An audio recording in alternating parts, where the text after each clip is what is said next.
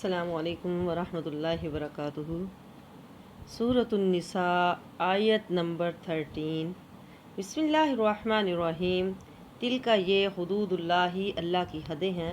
ومن یطع اللہ، جو اطاعت کرے اللہ کی، ورسولہ اور اس کے رسول کی، یدخلہ اسے داخل کرے گا، جنات جنت میں، تجری چلتی ہیں، من تحتہا الانہار جس کے نیچے سے نہریں، خالدین وہ ہمیشہ رہیں گے، فیہا اس میں، وذالک اور یہ فوز العظیم، یہ بڑی کامیابی ہے۔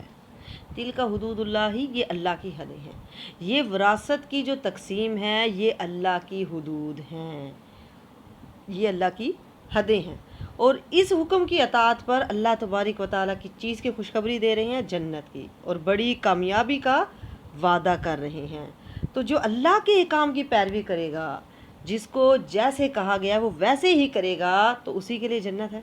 وہ دنیا میں بھی امن سے رہے گا، وقتی طور پر تو اسے مشکلات ہوں گی، مشکلات کا سامنا کرنا پڑے گا، لیکن آخرت میں اس کے لیے جنت ہے۔ تو یہ اللہ کی حدیں ہیں، جو اللہ تعالیٰ نے حصے مقرر کیے ہیں اس کو اتنا ہی حصہ دیا جائے گا، ٹھیک ہے نا۔ جس کے لیے وصیت کا کہا گیا ہے تو اسی کے لیے وصیت کی جائے گی۔ جو وصیت کرنی ہے وہ لکھ کر بھی رکھے۔ حدیث میں آپ صلی اللہ علیہ وسلم نے فرمایا، جو مسلمان وصیت کرنا چاہتا ہے تو وہ 2 راتیں بھی نہ گزارے مگر یہ کہ اس کے پاس وصیت لکھی ہوئی ہو، ٹھیک ہے نا۔ اور اگر کوئی بچہ لے کر پال لیتے ہیں تو اس کے لیے وراثت نہیں ہے، ٹھیک ہے نا، اس کا وہ وراثت میں اس کا حصہ نہیں ہے، بس اس کے لیے وصیت ہے، ٹھیک ہے۔ تو یہ سب اللہ کی حدود ہیں، اللہ کی حدیں ہیں۔ جو اللہ اور اس کے رسول کی اطاعت و فرمانبرداری کرے گا تو اس کے لیے جنت ہے، ٹھیک ہے نا، اس میں وہ ہمیشہ رہے گا، اور یہی اصل کامیابی ہے آخرت میں۔ آخرت کی جو کامیابی ہے وہی اصل کامیابی ہے، یہی سب سے بڑی کامیابی ہے۔ ومن یعص اللہ، اور جو نافرمانی کرے اللہ کی، ورسولہ اور اس کے رسول کی، ویتعدی اور بڑھ جائے حدودہ اس کی حدوں سے، یدخلہ وہ اسے داخل کرے گا، نارن آگ میں، خالدین ہمیشہ رہے گا، فیہا اس میں، والہ اس کے لیے عذاب مہین ذلیل کرنے والا، رسوا کرنے والا۔ اب کیا ہے، جو اللہ کے اور ان کے یعنی جو اللہ کے ان حدود کی پابندی نہیں کریں گے، یعنی وراثت صحیح تقسیم نہیں کریں گے، حکم نہیں مانیں گے، جو اللہ کے فیصلے کو تبدیل کریں گے تو اللہ اس کو رسوا کرے گا، کیونکہ اس نے اللہ کے حکم کو عزت نہیں دی۔ اور افسوس ہے، بڑے بڑے بظاہر متقی لوگ بھی بہنوں کو ان کا حصہ نہیں دیتے۔ اکثر لوگ کوشش کرتے ہیں کہ جائیداد بیٹوں کو دے دیں، بیٹیوں کو محروم کر دیں۔ اسی طرح اگر کوئی وارث کمزور ہو تو اسے بھی وراثت سے حصہ نہیں دیتے۔ تو ان سب کو اللہ کے سامنے پیش ہونے سے ڈرنا چاہیے، اس کے رسوا کرنے والے عذاب اور ہمیشہ کی آگ سے ڈرنا چاہیے۔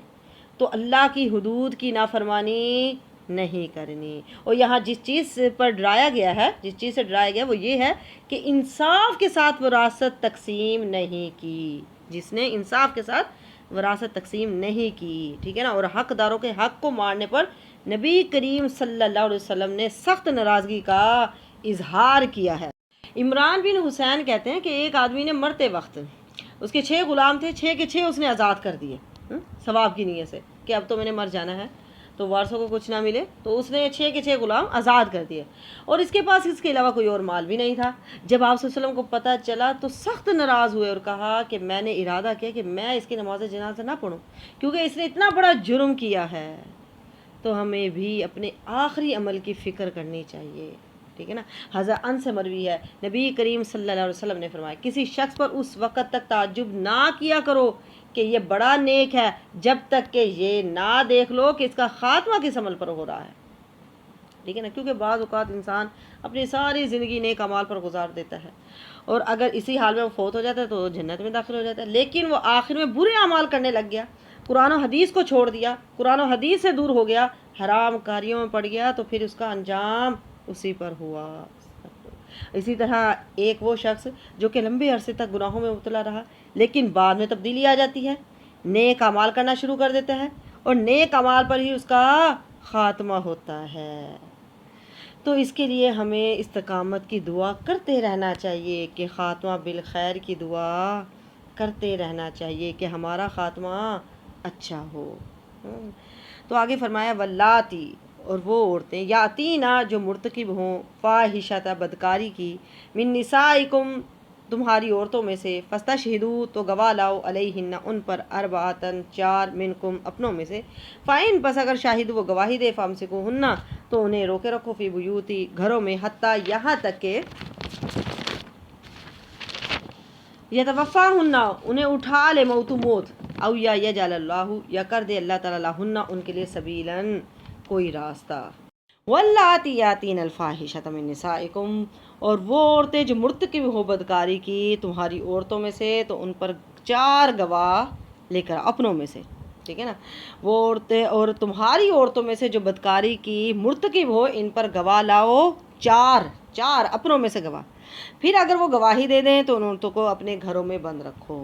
4 जो ऐनी गवाह होने चाहिए, 4 मर्द जो होंगे ना वो ऐनी गवाह, यानी उन्होंने अपनी आंखों से देखा हो, ठीक है ना, शक की बिना पर नहीं कहें कि हाँ उन्होंने बदकारी की है। फ़ाइन शाहिदू, अगर वो गवाही, और गवाही भी वो मुंह से देंगे, ठीक है ना, कि अपने मुंह से बोल कर बताएंगे कि हमने इनको ज़िना करते हुए देखा है, तो उनको रोके रखो अपने घरों में। वल्लाती यातीन अल-फ़ाहिशा, फ़ाहिशा ऐसी बुराई होती है जो अक्ल और शरअ दोनों से पहचानी जाती है, और मुनकर वो बुराई होती है जो सिर्फ शरअ से पहचानी जाती है, यानी शरीयत हमें बताती है कि ये काम गुनाह है, ये काम नहीं करना, ठीक है ना।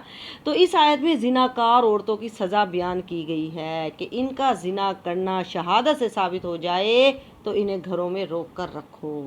ये जो है ये सज़ा ये इब्तिदाई इस्लाम में थी, ठीक है ना, यानी इब्तिदाई इस्लाम में ये हुक्म था कि जब आदिल गवाहों की सच्ची गवाही से किसी औरत की बदकारी साबित हो जाए तो उसे घर से बाहर ना निकलने दिया जाए, यहाँ तक कि वो मर जाएं या फिर अल्लाह उनके बारे में कोई दूसरी सज़ा नाजिल फरमा दें, ठीक है ना। अब इस्लाम में जिनाकार औरतों के लिए ये पहली सज़ा है जो बाद में जिना की हद नाजिल होने से मनसूख हो गई। सूरत नूर में 100 कोड़ों की सज़ा नाजिल हुई है, ठीक है ना। हज़रत इब्ने अब्बास फरमाते हैं जब तक सूरत नूर की आयत ना उतरी जिनाकार औरत का यही हुक्म रहा। फिर इस आयत में शादीशुदा को रजम करने और यानी पत्थर मार मार के मार डालने और बेशादीशुदा को कोड़े मारने का हुक्म उतरा। हज़रत उबैदा बिन सामित फरमाते हैं नबी करीम सल्लल्लाहु अलैहि वसल्लम ने फरमाया खुज़ू अन्नी, मुझसे सीख लो, मुझसे सीख लो, यानी अल्लाह ताला ने उनके लिए कहा था कि अल्लाह ताला उनके लिए कोई राह निकाले, तो अब अल्लाह ताला ने उनके लिए राह निकाल दी है कि अगर कवारा कवारी से जिना करे तो हर एक के लिए 100 कोड़े और 1 साल की जिलावतनी है, और अगर शादीशुदा से जिना करे तो हर एक के लिए 100 कोड़े और रजम है।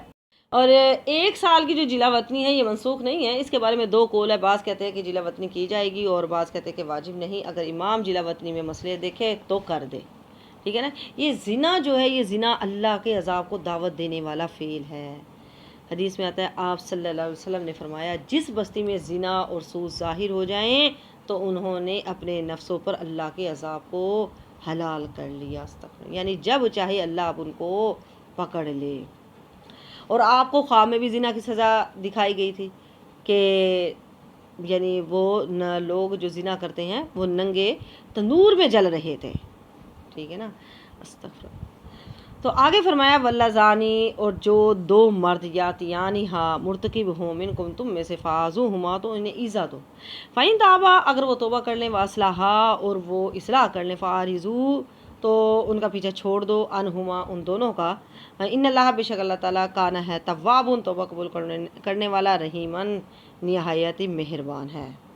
वल्लाज़ानी यातियानिहा, और जो 2 मर्द मुर्तकिब हों, वल्लाज़ानी यातियानी, वल्लाज़ानी से मुराद बाज़ ने इससे मुराद है कि 2 मर्दों का आपस में बदफेली करना है, यानी अमले लवातत, और इसके लिए बालिग और आकिल की शर्त है, ठीक है ना, बालिग भी और अक्लमंद भी हो, और इसमें शादीशुदा और गैर शादीशुदा की शर्त नहीं है, ठीक है ना। वल्लाज़ानी, जो 2 मर्द आपस में या बदफेली करे, अमले लवातत करें, ठीक है ना। और बाज़ ने वल्लाज़ानी से मुराद यानी मर्द औरत का जिना करना मुराद लिया है, तो कहा गया कि फ़ाज़ूहुमा, इन्हें ईज़ा दो, यानी ज़ुबान से डांटना, मलामत वगैरह करना या हाथों से थोड़ा बहुत मारना है, लेकिन यह हुक्म मनसूख है, ठीक है ना। फिर ये हुक्म मनसूख हो गया। फ़ाइन ताबा, अगर वो तौबा कर लेते और इस्लाह कर लेते हैं, तौबा का ताल्लुक दिल से होता है, ठीक है ना। तौबा कर लिया, इस्लाह कर लिया, अब उसने अच्छे अमल करना शुरू कर दिया, अपने अमल की इस्लाह कर लिया, फ़ारिज़ू अन्हुमा, तो फिर इनका पीछा छोड़ दो, ठीक है ना। और फिर आप सल्लल्लाहु अलैहि वसल्लम ने फरमाया जिसे तुम लवातत करते देखो तो दोनों को कत्ल कर डालो। अब ये नहीं है कि किसी ने किसी को देखा तो पकड़ कर उसने उसको कत्ल कर दिया, नहीं, बल्कि गवाह होंगे, उसके लिए मुकदमा चलेगा, सबूत होंगे, फिर اسے قتل کیا جائے گا۔ اگر یہ دونوں باز آ جاتے ہیں، توبہ کر لیتے ہیں، اپنے اعمال کی اصلاح کر لیتے ہیں، ٹھیک ٹھاک ہو جاتے ہیں، تو اب ان کے ساتھ ڈانٹ ڈپٹ اور سختی سے پیش نہ آؤ، اس لیے کہ گناہ سے توبہ کر لینے والا ایسے ہی ہے جیسے کہ اس نے گناہ نہیں کیا، اور اللہ توبہ قبول کرنے والا مہربان ہے، ٹھیک ہے نا۔ ان اللہ کان تواب الرحیم، ان اللہ بے شک اللہ تعالیٰ کانا ہے تواب توبہ قبول کرنے والا، رحیمن مہربان ہے۔ اگر کسی سے کوئی غلطی ہو گئی ہے تو اسے چاہیے کہ وہ اللہ سے توبہ کر لے، معافی مانگ لے، اور پھر نیک عمل شروع کر دے، ٹھیک ہے نا، نیک عمل کرنا شروع کر دے، تو اللہ معاف کرنے والا مہربان ہے۔ ابو ہریرہ کہتے ہیں کہ آپ صلی اللہ علیہ وسلم نے فرمایا جب زانی زنا کرتا ہے تو زنا کرنے والا جب زنا کرتا ہے تو اس وقت وہ مومن نہیں رہتا ہے، اور چوری کرنے والا جب چوری کرتا ہے تو اس وقت وہ مومن نہیں رہتا ہے، شرابی جب شراب پیتا ہے تو اس وقت وہ مومن نہیں رہتا ہے، پھر بھی ان سب کے لیے توبہ کا دروازہ کھلا رہتا ہے۔ یہ ہے اللہ کی مہربانی، ٹھیک ہے نا۔ انسان سے گناہ ہو جاتے ہیں، جب گناہ ہو گئے تو اس کے بعد انسان توبہ کر لے اللہ تعالیٰ سے۔ ان اللہ بے شک اللہ تعالیٰ کانا ہے توابا، توبہ قبول کرنے والا، رحیمن مہربان ہے۔ آگے فرمایا انما سوائے اس کے نہیں، توبہ قبول کرنا اللہ اللہ تعالیٰ پر ہے، للذین ان لوگوں کے لیے عملون جو عمل کرتے سوء برے عمل کرتے بھی جہالت نادانی سے، ثم بھی یتوبون وہ توبہ کرتے من قریب جلدی سے، فاولئک تو یہی لوگ ہیں یتوب اللہ توبہ قبول کرتا ہے اللہ تعالیٰ علیہم ان کی، وکان اللہ اور ہے اللہ تعالیٰ علیم جاننے والا، حکیم حکمت والا۔ انما التوبۃ علی اللہ للذین یعملون، سوائے اس کے نہیں کہ توبہ قبول کرنا اللہ کے ذمے انہی لوگوں کے لیے ہے جو کوئی یعنی بھول کر نادانی سے گناہ کر لیتے ہیں، پھر جلدی سے وہ توبہ کر لیتے ہیں، یعنی اللہ تعالیٰ ان لوگوں کی توبہ قبول کرتا ہے جو کبھی نادانی کی وجہ سے گناہ کر بھی لیتے ہیں تو جلدی سے توبہ کر لیتے ہیں۔ اب ایک سوال ہے کہ اگر اللہ تعالیٰ صرف انہی لوگوں کی توبہ قبول کرتا ہے جو جہالت سے گناہ کرتے ہیں، تو اس کا مطلب یہ ہوا کہ اگر کوئی جہالت سے گناہ نہ کرے بلکہ جان بوجھ کر کرے تو اس کی توبہ قبول ہی نہیں۔ تو اس کا جواب یہ ہے کہ یہاں جہالت سے مراد بے خبری اور ناواقفیت نہیں ہے بلکہ بے وقوفی ہے، کیونکہ ہر گناہ ہوتا ہی جہالت اور بے وقوفی کی وجہ سے ہے۔ گناہ کرنے والے اس کے انجام سے بے پرواہ ہو کر ہی گناہ کرتا ہے یا گناہ کی جرات کرتا ہے، اگر وہ اس کا انجام پوری طرح اپنی آنکھوں کے سامنے رکھے تو وہ کبھی بھی گناہ کا ارتکاب نہ کر سکے، ٹھیک ہے نا۔ تو جس نے فوراً ہی توبہ کر لی اور موت سے پہلے توبہ کر لی تو پھر اللہ تعالیٰ بھی ایسے شخص پر مہربان ہے۔ انسان جب تک بخشش مانگتے رہیں گے اللہ بھی اس کو معاف کرتا رہے گا، ٹھیک ہے نا۔ حدیث میں آتا ہے کہ اے ابن آدم، بے شک جب تک تو مجھے پکارتا رہے گا، دعا کرے گا اور مجھ سے پر امید رہے گا تو میں بھی تمہارے گناہوں کو بخشتا رہوں گا، ٹھیک ہے نا، کوئی پرواہ نہیں کروں گا۔ اے ابن آدم، اگر تیرے گناہ آسمان کی بلندیوں تک پہنچ جائے پھر تو مجھ سے توبہ کرے تو میں بھی تجھے بخش دوں گا اور میں کوئی پرواہ نہیں کروں گا، ٹھیک ہے نا۔ اور اگر تیرے گناہ اتنے ہوں کہ زمین بھر جائے لیکن شرط یہ ہے کہ تو نے میرے ساتھ کسی کو شریک نہ کیا ہو تو میں تجھے بخش دوں گا۔ ہر انسان سے گناہ ہو جاتا ہے اور گناہ کے بعد اگر انسان معافی مانگ لے تو اللہ تعالیٰ گناہ معاف کر دیتا ہے۔ نبی کریم صلی اللہ علیہ وسلم نے فرمایا جو بندہ گناہ کر بیٹھے، اگر کوئی اس سے گناہ ہو جاتا ہے تو اچھی طرح وضو کرے، پھر 2 رکعت نماز پڑھے اور بخشش مانگے، پھر اللہ اس کو معاف کر دیتا ہے۔ تو کہا وکان اللہ اور ہے اللہ تعالیٰ علیم جاننے والا، حکیم حکمت والا۔ ولیست التوبۃ نہیں ہے توبہ للذین ان لوگوں کے لیے یعملون وہ کرتے ہیں سیئات برائیاں، حتی یہاں تک اذا حاضر ہو احدہم الموت ان میں سے کسی ایک کو موت قالا کہے انی بے شک میں توبہ کرتا ہوں الآن اب، ولا اور نہ الذین وہ لوگ یموتون جو مر جاتے ہیں وہم اور وہ کفر کی حالت میں، اولئک یہی لوگ اعتدنا ہم نے تیار کیا لہم ان کے لیے عذاب علیمن دردناک۔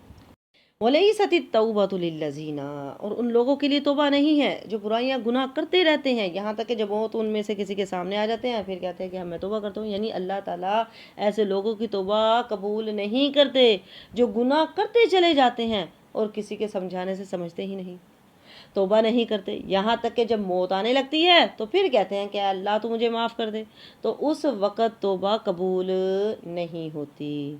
آپ صلی اللہ علیہ وسلم نے فرمایا اللہ تعالیٰ اپنے بندے کی توبہ توبہ کو اس وقت تک قبول کرتا ہے جب تک کہ موت کے وقت اس کی روح حلق تک نہ پہنچ جائے.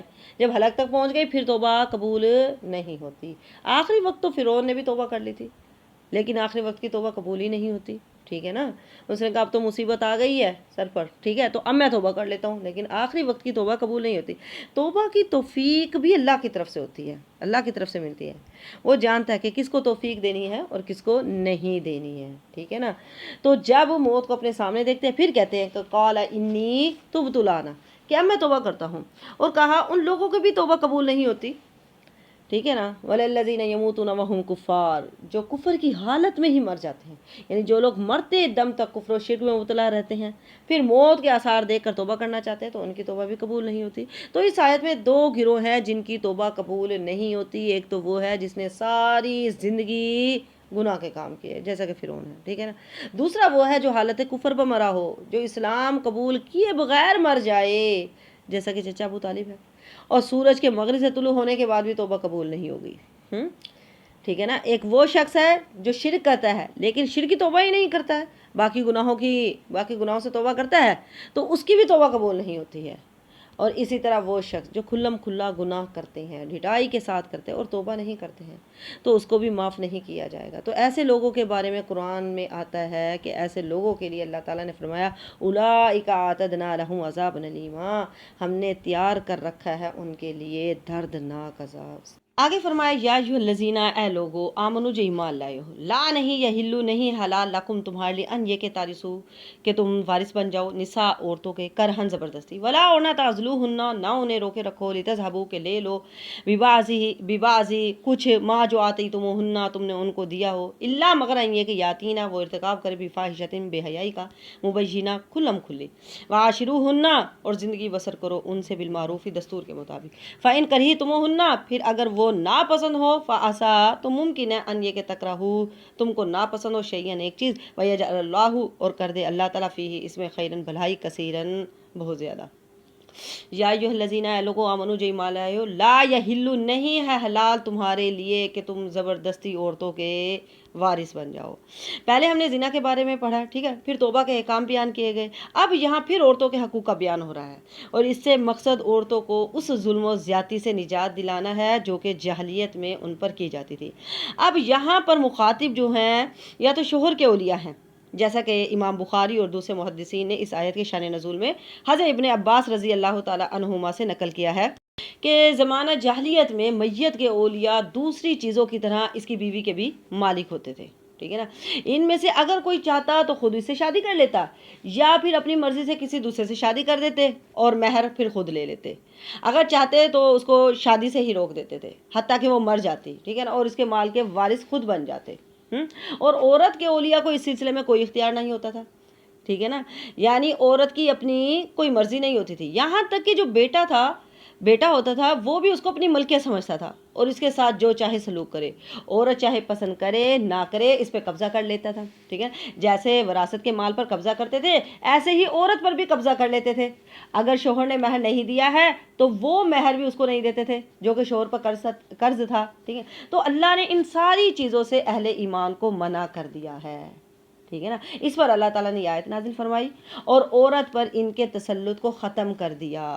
تو گویا کہ بیوہ کو اپنے بارے میں کچھ بھی خود فیصلہ کرنے کی اجازت نہیں تھی, اسلام نے آ کر اس کو یہ اجازت دی ہے. تو اس آیت میں اللہ تعالیٰ نے فرمایا اے ایمان والو, تمہارے لیے حلال نہیں ہے کہ تم عورتوں کے زبردستی وارث بن جاؤ. اس لیے ہم دیکھتے ہیں کہ ہمارے دین میں اگر کسی عورت کا نکاح زبردستی کر دیا گیا ہو تو اسے نکاح فسخ کروانے کا حق ہے. بخاری میں ہے کہ خنسہ بنت مزاحم انصاریہ روایت کرتی ہیں کہ ان کے والد نے ان کا نکاح کر دیا اور وہ سیبہ تھی, یعنی پہلے سے شادی شدہ تھی, کنواری نہیں تھی. انہیں یہ نکاح پسند نہیں تھا تو وہ نبی کریم صلی اللہ علیہ وسلم کی خدمت میں حاضر ہوئی تو آپ صلی اللہ علیہ وسلم نے ان کے نکاح کو فسخ کر دیا. تو یہ تو بیوہ کی بات ہے, لیکن کنواری لڑکی کی بھی زبردستی شادی نہیں کر سکتے, اس سے بھی اس کی مرضی پوچھنا ضروری ہے. آپ صلی اللہ علیہ وسلم نے فرمایا عورتوں کا نکاح کرتے وقت ان کی رضامندی پوچھ لیا کرو. کسی نے کہا اللہ کے رسول, کنواری لڑکی تو شرماتی ہے, ہم اس سے کیا پوچھے؟ آپ صلی اللہ علیہ وسلم نے فرمایا بیوہ تو اپنے بارے میں خود وضاحت کر دیتی ہے, کنواری کی رضامندی اس کا خاموش ہونا ہے. اگر وہ بول پڑے کہ میں نے یہاں شادی نہیں کرنی تو تمہیں حق نہیں کہ تم زبردستی اس کا نکاح وہاں کرو، ٹھیک ہے۔ تو آگے فرمایا ولا تعذلوهن لتذهبوا ببعض ما آتيتموهن، اور ولا تعذلوهن، اور نہ انہیں روکے رکھو، کیا مطلب ہے نہ انہیں روکے رکھو، ان سے اپنا دیا ہوا کچھ واپس لے لو۔ اب اس میں شوہروں کو مخاطب کیا گیا ہے، یعنی بعض علماء نے اس کی شان نزول میں لکھا ہے کہ وہ عورتوں کو طلاق نہیں دیتے تھے بلکہ تنگ کرتے رہتے تھے تاکہ اگر یہ مر جائیں تو اس کے وارث بن جائیں، اور اگر طلاق لینا چاہے تو جو کچھ انہیں دیا ہے ان میں سے کچھ واپس کریں۔ تو اس پر اللہ تعالیٰ نے یہ آیت نازل کی، اس پر یہ آیت نازل ہوئی، یعنی بعض اوقات شوہر بیوی کو رکھنا نہیں چاہتے تھے تو انہیں تنگ کرتے اور طلاق بھی نہیں دیتے تھے، اور وہ یہ چاہتے تھے کہ یہ ہم سے خلا لے لے، تو جب وہ خلا لے گی تو ظاہر ہے اسے مہر واپس کرنا ہوگا، کچھ نہ کچھ واپس کرنا پڑے گا، تو اللہ نے اس سے منع کر دیا۔ الا مگر ان یاتین بفاحشۃ مبینہ، مگر یہ کہ وہ کھلم کھلی بے حیائی کا ارتکاب کرے، ارتکاب کرے۔ بعض نے اس سے مراد سرکشی نافرمانی مراد لی ہے، مگر ابن جریر رحمۃ اللہ علیہ نے اسے عام رکھا ہے۔ کیا مطلب ہے یعنی عام رکھا ہے کہ اس میں فحش کلامی، بد زبانی، نافرمانی، بدکاری، کسی مرد کے ساتھ چھپی دوستی، یہ سبھی باتیں اس میں وہ کہتے ہیں شامل ہیں۔ یعنی اگر عورت اس طرح کی حرکتیں کرتی ہے تو پھر تم اسے مجبور کر سکتے ہو کہ وہ خلا لے لے، ٹھیک ہے نا۔ آگے فرمایا وعاشروہن بالمعروف، کہ ان عورتوں سے اچھے طریقے سے زندگی بسر کرو۔ اب یہ عورتوں سے متعلق اسی آیت میں تیسرا حکم آ رہا ہے کہ ان کے ساتھ اچھے طریقے سے رہو۔ آپ صلی اللہ علیہ وسلم نے فرمایا تم میں سب سے بہتر وہ شخص ہے جو اپنے گھر والوں کے لیے بہتر ہے، اور میں تم میں سے اپنے گھر والوں کے لیے سب سے بہتر ہوں۔ اچھا رکھنے سے مراد کیا ہے؟ اچھے طریقے سے رکھنے کہ جو حق مہر مقرر ہوا ہے وہ بھی اسے دے دو، ٹھیک ہے نا، شادی کے بعد، اور خرچہ بھی دو شادی کے بعد، اور شادی کے وقت اگر کوئی شرط طے ہوئی ہے تو وہ اس شرط کو بھی پورا کیا جائے۔ اور اسی طرح شوہر کے لیے جائز نہیں کہ وہ بیوی سے سختی اور بد اخلاقی سے پیش آئے، گالی گلوچ کرے، اور نہ ہی اپنی بیوی کے علاوہ کسی اور عورت سے چھپی دوستی وغیرہ کرے۔ تو یہ ساری چیزیں ازواجی تعلقات کو خراب کرنے والی ہے، تو ان سب باتوں سے بچنے کی ضرورت ہے۔ مرد کے ذمے عورت کے کچھ حقوق ہیں۔ نبی کریم صلی اللہ علیہ وسلم سے ایک آدمی نے سوال کیا کہ بیوی کا شوہر پر کیا حق ہے؟ آپ صلی اللہ علیہ وسلم نے فرمایا جو خود کھائے تو وہ اسے بھی کھلائے، ٹھیک ہے نا، یہ نہیں کہ باہر سے خود اچھے سے اچھا کھا کر آ جائے، بیوی کی پرواہ بھی نہ ہو۔ جو خود پہنے تو وہ اسے بھی پہنائے، چہرے پر نہ مارے، گالی گلوچ نہ کرے، گالی نہ دے، اگر ناراضگی ہو جاتی ہے الگ کرنا ہے تو اپنے گھر کے علاوہ کسی اور جگہ پر الگ نہ کرے، ٹھیک ہے نا۔ اور کہا کہ بیوی سے اچھے اخلاق کے ساتھ پیش آئے۔ نبی کریم صلی اللہ علیہ وسلم نے فرمایا ایمان کے لحاظ سے کامل مومن وہ ہے جو اخلاق میں سب سے اچھا ہے، اور تم میں سے بہتر شخص وہ ہے جو اپنی بیویوں کے لیے اخلاق کے لحاظ سے بہتر ہے، ٹھیک ہے نا۔ تو ان کے ساتھ اچھا سلوک کرنا ہے۔ فَإِن كَرِهْتُمُوهُنَّ، اور اگر وہ تمہیں ناپسند ہو، یعنی بیوی اچھی نہیں لگتی ہے، کسی بھی وجہ سے شکل و صورت نہیں اچھی لگتی، یا بولنے کا انداز نہیں ہے، بد اخلاق ہے، یا کام کاج نہیں آتا ہے، اخلاق اچھا نہیں ہے، یا کوئی بھی وجہ ہے، تو پھر بھی کہا گیا کہ اس کے ساتھ ظلم و زیادتی نہیں کرنی ہے۔ کسی بھی وجہ سے تمہیں اس سے نفرت ہو گئی ہے، تم ان کو طلاق دینا چاہتے ہو تو کہا فوراً طلاق نہ دو، بلکہ بہتر طریقے سے انہیں اپنے پاس رکھو۔ ہو سکتا ہے کہ ان کی صحبت سے نیک اولاد حاصل ہو جائے یا مال میں برکت ہو جائے، تمہاری نفرت جو ہے وہ محبت میں بدل جائے، ٹھیک ہے نا۔ نبی کریم صلی اللہ علیہ وسلم نے فرمایا کوئی مومن اپنی مومنہ بیوی سے بغض نہ رکھے، اگر اسے اس کی کوئی ایک عادت ناپسند ہوگی تو دوسری پسند بھی ہوگی۔ تو کہا وَيَجْعَلَ اللَّهُ فِيهِ خَيْرًا كَثِيرًا، یہ کہ بنا دے اللہ تعالیٰ اس میں بھلائی، خیرن کثیرہ، بہت زیادہ بھلائی، یعنی ہو سکتا ہے اللہ اس میں تمہارے لیے محبت بھی ڈال دے، ٹھیک ہے نا۔ تو اس سے نا امید نہ ہو، یعنی صبر اور برداشت سے کام لے، ٹھیک ہے نا۔ اب یہ نہیں ہے کہ صرف یعنی بیوی ہی بد اخلاق ہے تو شوہر کو کہا جا رہا ہے تم ہی صبر کرتے رہیں۔ بعض اوقات ایسا بھی ہوتا ہے کہ شوہر بھی ایسے ہوتے ہیں تو بیوی کو چاہیے کہ وہ صبر سے کام لے، ٹھیک ہے نا۔ بعض اوقات شوہر صبر کرتا ہے تو پھر حسن سلوک کرتا چلا جاتا ہے تو بیوی اپنی عادت بدل لیتی ہے، اسی طرح بیوی اگر حسن سلوک کرتی چلی جاتی ہے، شوہر کی اگر عادت اچھی نہیں ہے تو شوہر بھی اپنی عادت بدل لیتا ہے، تو موافقت پیدا ہو جاتی ہے۔ ویسے بھی مومن مرد کو حکم دیا گیا ہے کہ بیوی کی اچھی عادتوں کو دیکھے، بری عادتوں کو نظر انداز کر دے، دونوں کے لیے ہے۔